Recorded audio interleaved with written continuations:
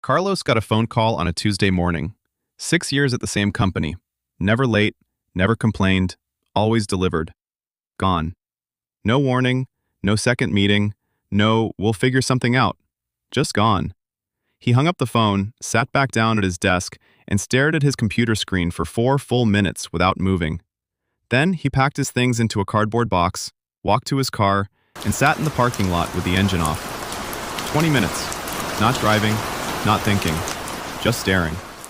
Because when your income disappears unexpectedly, your brain does something strange. It stops processing the future. Carlos had $340 in his bank account, 2 months of rent due, zero savings, and for the first time in his adult life, no idea what came next. Here's the thing nobody talks about. Most people are not financially prepared for an emergency. They're financially prepared for next Friday. Carlos had no emergency fund, no backup plan, no breathing room. He had built his life around permanent income, which works perfectly, right until the income stops. This is episode 4 of RichMinded. Let's go. That first night, Carlos opened a food delivery app out of pure stress, scrolled for 10 minutes without even looking at the prices, because for a few minutes, he wanted life to feel normal again.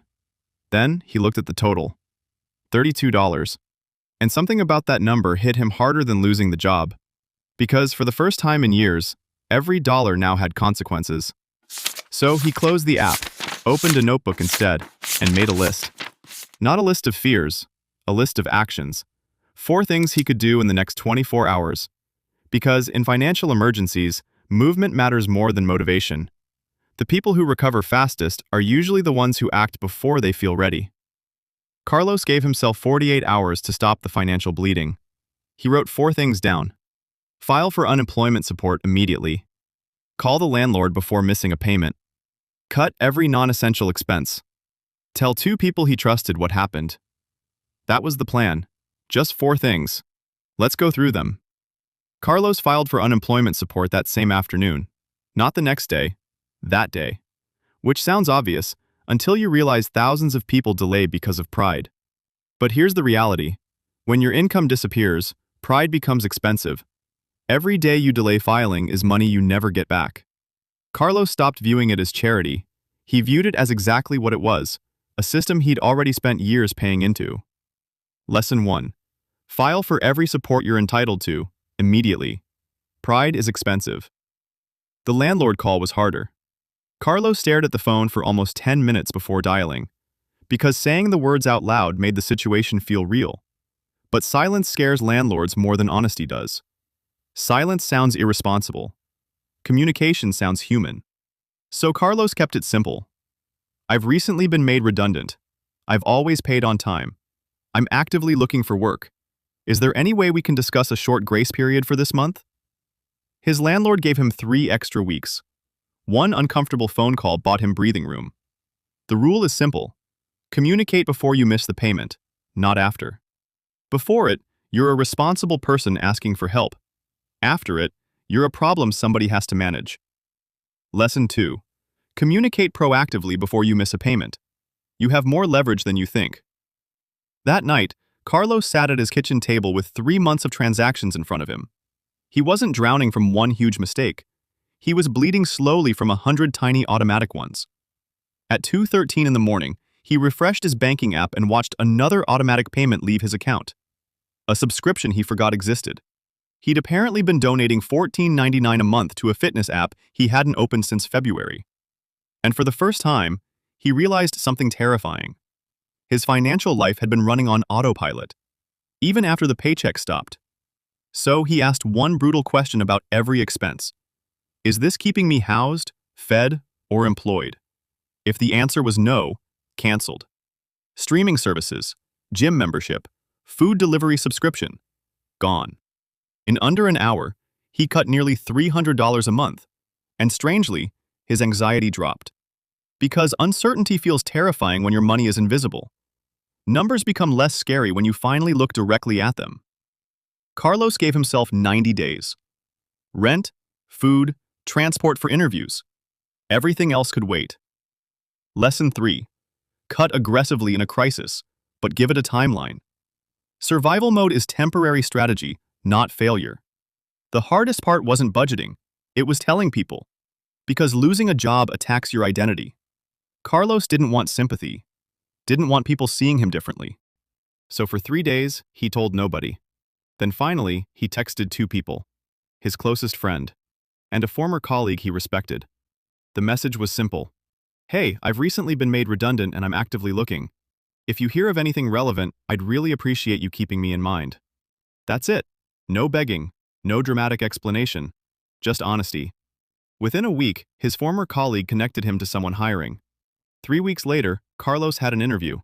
6 weeks later, a new job. Because here's the truth almost nobody talks about. A huge number of opportunities are filled before they ever reach job boards. The hidden job market is real, but it only works if people know you're available. Pride isolates. Connection creates opportunity. Lesson 4. Tell trusted people what's happening. Your network is your most powerful job search tool. Use it without shame. But this is where Carlos's story becomes bigger than a layoff story. Something unexpected happened during those 6 weeks. For the first time in his adult life, Carlos became fully aware of his money. Every dollar, every habit, every automatic decision. And once he saw it clearly, he couldn't unsee it. So Carlos started tracking everything. Not to punish himself, to understand himself. And when he got his new job, slightly lower salary by the way, he kept the awareness. 3 months later, Carlos had something he'd never had before. Savings. $1,500 sitting untouched in a separate account. Not because he suddenly became rich, because he finally became intentional. The layoff forced the awareness, but keeping the awareness created the transformation. Lesson 5. Use the awareness that hard times force. Visibility changes behavior. Keep it when things improve. And this is the lesson Carlos wishes he'd learned years earlier. Emergency funds are not about money, they're about time. Most people here save 3 to 6 months of expenses and mentally give up immediately. So Carlos stopped thinking in months. He started thinking in breathing room. $1,000. That's it. Just enough to stop small emergencies from becoming life-altering disasters. Because most financial disasters don't happen instantly. They happen when people run out of time to respond calmly. An emergency fund buys time. Time to think clearly. Time to avoid desperate decisions. Time to survive the first 48 hours without panic taking over. Now Carlos transfers money into that account automatically every month before almost anything else. He calls it his Tuesday morning fund. After the call that changed his life. Lesson 6. Build your emergency fund now, not someday. Start with $1,000. That's your breathing room. Here's your RichMinded challenge for this week. Before you leave this video, open your bank app. Find one recurring charge you no longer genuinely use.